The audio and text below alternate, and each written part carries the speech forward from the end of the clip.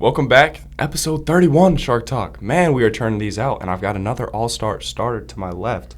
Pierzynski, thank you so much for taking the time, bro. Thanks for having me. And you so graciously sat in the corner, listened to Ropers, despite the fact that I'm wearing a different shirt. It is the same day. I start off every podcast just talking about the island. I'm assuming this is your first time really on Martha's Vineyard. Probably Yes, a couple trips to New England. Obviously, Orlando native, play your freshman year of college ball down in Birmingham with UAB. First impressions of the island? It's awesome, man. I lived in Boston for a year. Okay. Actually, about half a year. But other than that, never really lived in New England. Right. I've always been down south. Obviously, go to school down south, live in Florida. So it's been great. People are awesome. It's a cool experience. I tell everybody that back home, it's very different, but it's awesome. How would you compare the people? I mean, obviously, Southern hospitality is not exactly the same up here. There's obviously the mass hole section to it. If you had to compare the people between the two parts, it's kind of a weird question, but. I mean, all the people that I've met have been, obviously they don't have the Southern charm, but right. I mean, they're just as nice as the people down south, in my opinion. I think that's kind of a stereotype, the whole mass hole thing. Right. But no, the people I've met have been great. I'll tell you what, Russell Curran is not helping out that stereotype by any stretch of the imagination. Is there a highlight from this summer? I'm going to ask you on the field and off the field. On the field, I would say our game against Newport, at Newport. That was a great game. 3 hits, 3 RBIs. Yep, down to our last out. Twice. Barron came 2 up. strikes. Barron and Hampton came up. Back-to-back doubles. Came back, won that game, and I think the 10th, was it just 10 innings, I think? Renfro struck out the side. Yep, that was a great game. So that was probably my favorite on the field. Off the field, it's probably easy to say 4th of July. But me and a couple Kennesaw kids, James McGee, Ryan Renfro, and we've been on a movie kick. Right. So every road trip, obviously you travel a lot being on the Vineyard. So every road trip we've tried to watch a movie. And it's been really fun. And then obviously just going to the beach on the off days, all that kind of stuff. So I interviewed Warner. He said that you guys were about to go see Spider-Man. Yes. Jackson Taylor said it wasn't that good. I gave it a 7 out of 10. Okay, it wasn't nothing crazy. These reviews that people are giving are not accurate, I don't think. Well, Marvel is essentially falling off a cliff. I guess I should talk about the baseball. Austin is having quite the season. All freshman team within the American Conference. What was the adjustment from? Let's take it back to last summer. Were you in the Florida Collegiate Summer League? Yes, sir. With, oh my goodness, I don't have the team. Orlando Snappers. Okay. Yeah. What was that experience like, and I guess how would you compare it? It was great. I mean, obviously, it's a good league. It's not anything compared to this or, most of the northern leagues. But it was a good league kind of going into my freshman year of college, and I think it prepared me well. And to be honest, I struggled the first half of the summer doing it, but it was a great experience, and I would recommend every freshman going into college to go and join a summer league just to play and see the speed of the game, the type of pitching you're going to see. Right. Because it is a lot different. You think I'm just going to go it's the same people, but it really isn't. No. So. Absolutely. And 19 games there last summer. Obviously, you kind of leapfrogged into your freshman year. You were playing pretty much over half the games. I mean, how was that to win the trust of your coach at such a young age and perform? I mean, you hit 240, and obviously, we already mentioned the accolade. Yeah, it was awesome. Going in, obviously, that's your goal as a freshman is to play. And I think I played in maybe 40 games, something like that, maybe a little less. 39, yeah. So it was great. I loved my teammates. The coaches were awesome. They gave me, from the start, they gave me goals to do and kind of put me in or gave me I don't want to say – they kind of told me from the start what they want me to be on the team this year and how they wanted me to progress and give me a 3-year plan. Okay. So that was really helpful and kind of, putting things into perspective being a freshman. Right. So they've been great to me. And then obviously my teammates at UAB I love. They're awesome. So I can't wait to go back in the fall and see them. And it's good to see loyalty still alive in some parts of college baseball because, man, no offense, Roper, but, I mean, you had to do what you had to do to get your playing time. But, I mean, Kevin Hall is a great example. He's on his third school in as many years, and it's not like he had a choice last year because Purdue, Fort Wayne cut the program. I mean, I guess I do want to talk about Kev because what a summer he's having. Obviously won the league batting championship .413, getting on base 54% of the time. You've seen this all spring. There was a game, I believe it was against Memphis, where you guys both went deep twice. Yes. Both in the 11th inning. Yes. And Kev's with the walk-off. Mm-hmm. We already talked about it in his podcast. Watch that clip. That's hype. Just what's impressed you about Kev? I mean, the mentality, I got to interview him a couple episodes ago, but he's such a humble kid. Nice all the meanwhile, but, I mean, so damn talented. I don't know if he's better defensively or offensively. It's hard. Yeah, he's been unbelievable this summer.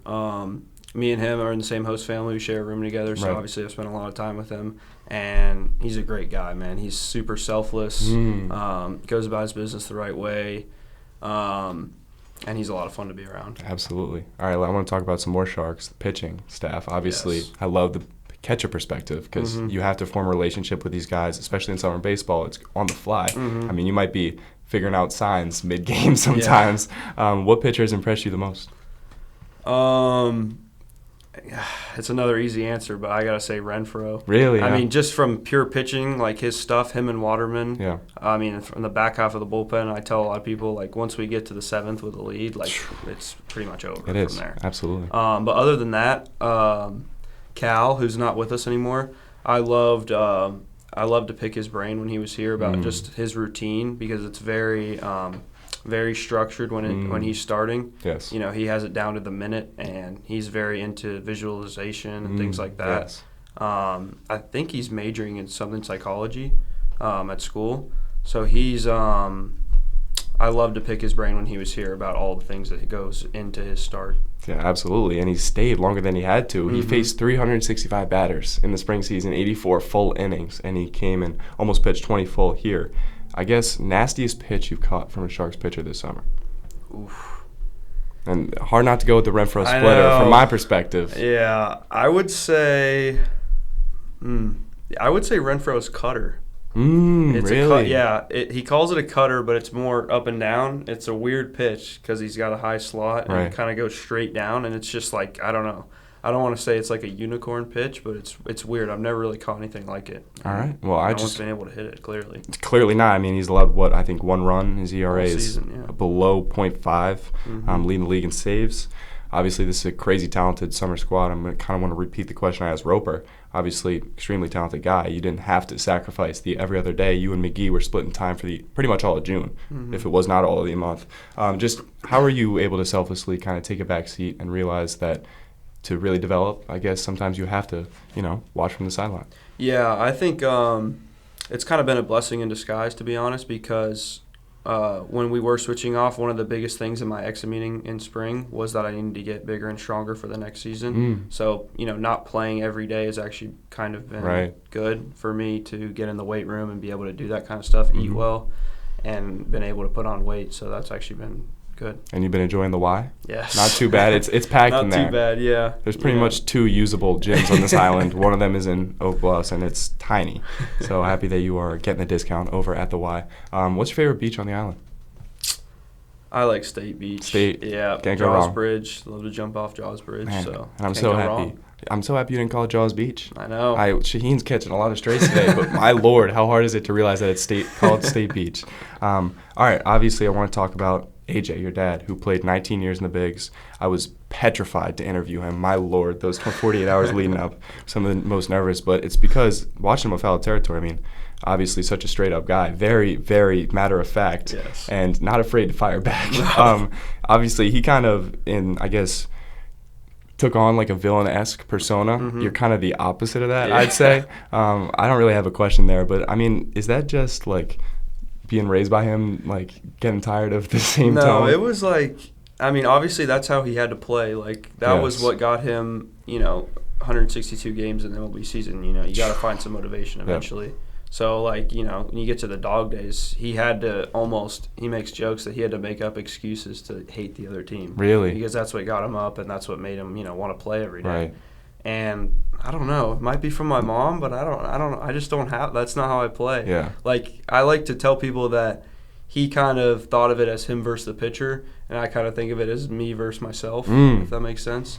So I don't know. It's just a different approach to playing the game. But, Absolutely. yeah. I mean, it sounds like the better approach. No offense, but I mean, when you're focused on yourself, that's really when you're performing at your best. Mm-hmm. I guess, are there any superstitions you have? This is a weird question, but the routine and the process is so much of this game, and just how have you learned the importance of that over the years, especially in the summer season? Yeah, I watched my dad every day go about his business the exact same way, Right. And like I said, there's so many games in a baseball season more than any other sport that you have to have a routine. Yes. And especially you have to have a routine that you fall back on when you're struggling. Right. And so he taught me that from a young age, that these routines that you go through, you have to have, especially when you're struggling. Because when you're going good, it's easy to Right. do whatever you want because everything feels easy. But yeah.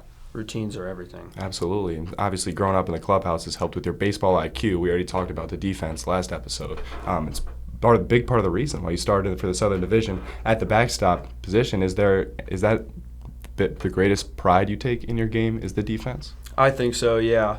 My dad actually was probably a better hitter than he was a catcher. Yes. I mean, he was good at both, obviously, but definitely he was, offensive threat yes. first. I'd say. No offense. But but no, yeah, I definitely take pride in my defense. And another thing that he preaches to me all the time and preaches to young hitters is you have to, whatever you're good at, you have to find that and you have to be great at it. Right. So not necessarily avoiding your weaknesses, but, find that niche thing that you're really, really good at in baseball, especially if you're a pitcher. Like, for example, Renfroe, we just talked about his Yes. cutter. Like, if he's really good with that one pitch, there's really guys in the MLB who throw one pitch. Mariano Rivera threw one pitch. He was really, really good at it. Chase Burns throws 2 pitches. Exactly, yeah. And they're both fastballs. So, I mean, you just got to lock in on what you're really, really good at and be great at that thing. Yeah. So obviously, you kind of talk about how independent your mentality is. I assume there's not really too many catchers in the league that you take inspiration from. Obviously, you have to a little bit. Is there a couple guys at the top of that list? Like catchers in the MLB? Currently. My favorite to watch, one catcher, one non-catcher, they're both on the Tigers, is Dylan Dingler. I love watching him. He's awesome. Yes. And I like Kerry Carpenter. Oh, Kerry Bonds. Yes. So nasty. I love watching him hit. He's good. Absolutely. All right, last question about, obviously, your dad. I mean, it's tough because all the broadcasters, every time, they want to just say that. Yeah. And, I mean, I can't imagine just every day of your life you have to fight that battle. And, like, you're creating your own legacy, but it's the same last name, right? Yeah. And obviously people want to use that stat all the damn time. You've been dealing with it your entire life, so it's not really like a moment where you had that flip. But how have you kind of worked through the challenges of hearing the whispers next to you, like Dad's in the White Sox Hall of Fame, all this type of stuff? Just how challenging has that been for you, and how have you worked through it? I struggled with it, like especially in high school. I really, really struggled with it, and that's not one of the main reasons, but it was a factor, and I honestly did not perform well in the travel ball circuit. Yeah, I was just looking at every negative thing, and it wasn't my dad's fault at all. Like, he was just there watching his son. But obviously people are going to say that and say things about that. But, it was just with time, honestly, just maturing and becoming my own person. And my relationship with Jesus was a big part of it. Let's talk about that. Yeah. I mean, so when did that really take stride, I suppose? Probably going into my senior year of high school is when I really, really took it seriously. Because I don't want to be like, it was because I was in such a dark place with my dad, and I found God, and He's helped me through that journey so much, and both of my parents have helped me as well. But I just really, really had to look at myself and realize that I am Austin. I'm not AJ's son.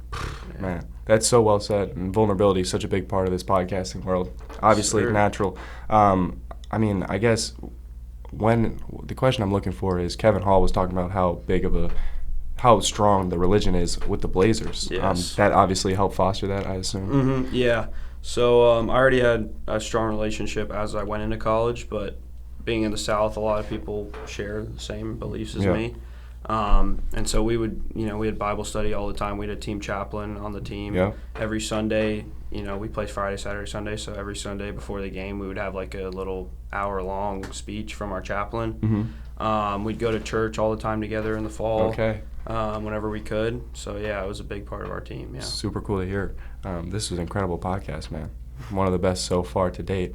Hopefully it wasn't too excruciating, No, but no, I really no. appreciate you sharing that perspective because it's so valuable. Yes, I mean, sir. I hate to bring my perspective into it, but I went to high school with Marvin Harrison Jr. Sat next to him in class, and I mean that's a battle. Don't give me that look. It's not a brag, but obviously he didn't know my name. That's a story for another time. Despite we sat next to each other, but obviously I mean it's so impressive, and it takes such a strong person to overcome that. Obviously your sister is athletic as well, played volleyball at Mississippi State, but it's not the same sport, so you can understand. How was her career and just older sister, correct? Yes, 1 year older. She played 1 year at Mississippi State her freshman year, and then now she just goes to Florida. Okay. For school, yeah. All right, So fair she enough. quit, yeah. All right, the last thing I want to talk about is Peyton Skip Fuller. Yeah. Have you had a more relaxed coach ever? No. At least off the field. No. I asked him also, I was like, are you this? Because he coaches at a JUCO in Alabama. Yep. We actually have a pitcher who's coming to UAB this year from his school, so I'm excited to meet him. But I asked him, I was like, are you this chill, like, in the spring? And he was like, definitely not. Definitely not. So I guess it's just the Vineyard that brings it out. Man, I don't know what it is, but it's funny, too, because once you start losing, once one too many chirps fly from the bullpen, oh, my Lord, is he a Tasmanian devil. All right, well, I'll let you kind of finish it off, obviously, as I do, just any platform. Anything you want to say, the floor is yours. I really appreciate this. Yeah, I appreciate you guys having me on. Yeah, I would recommend anybody join the Sharks if you can. You know, it's a great squad, great island to be on, great experience, and yeah, that's all I got. Money. 31 up, 31 down. This is a blast. Fins up. Favorite establishment from Mr. Lover. What's your favorite establishment on the island? Thank you, sir. Edgartown Meat and Fish Market. Come on. Steak and cheese, baby. No free promos like Kevin Hall getting the Fish House No, Fish sponsor. House, no. Hey, look, as a pescatarian, I'll take it, though. Got to do what you got to do. Yeah. Mr. Lover, do you have any questions for us? You're big amongst the team, obviously, and a big contributor to the team's success, despite it all coming off the field. Speak in the mic, please. You know, I'm gonna pose this one towards you. You know, you've been on the team. You've been with the team for 3 years. Yes, I have. And you know, have you found motivation to just like show up to the field every day, like get you? I see you writing your stats down on your computer and getting all your notes. Well, it comes down to the processes. I mean, it's very similar, and I also want to just put every broadcaster I call a game with in the grave and to dig dirt on top of them, including Ford Anderson tonight and the Mystic Schooners, who hopefully will dominate. Any questions for AP? I would just say, why UAB? Ooh, why UAB? It's a good question. I'm sure you're probably pretty heavily recruited. It was like I said, I was not. I sucked in high school. All right. So not really. I wasn't that Sucks. highly Oh, can I recruited. just read it off? Yeah. Number 4 catcher in the state of Florida, class 2025, 36 overall prospect. I wasn't that bad, but I like to tell people that I sucked in high school. But Lowers the no, standard. it was. I like to say it was like some elaborate story, but it really wasn't. I played in a tournament in Hoover, and they come and watched me, and they text my coach, and then went on a visit, liked everything about it, and that's pretty much it. It was a pretty simple process. But. There you go. Yeah, Great easy question. as that. Mr. Lover, bringing the juice on the pod. Well, I'm sure last thing before I close it off, you've all heard the stories, the horror stories. The last August, I was in Keene. We're up 7 runs with 2 outs left in the bottom of the 9th. We get a pop fly to the second baseman, one of our best gloves, and well, obviously in and out, we blow a 7-0 run, 7-0 lead game 2.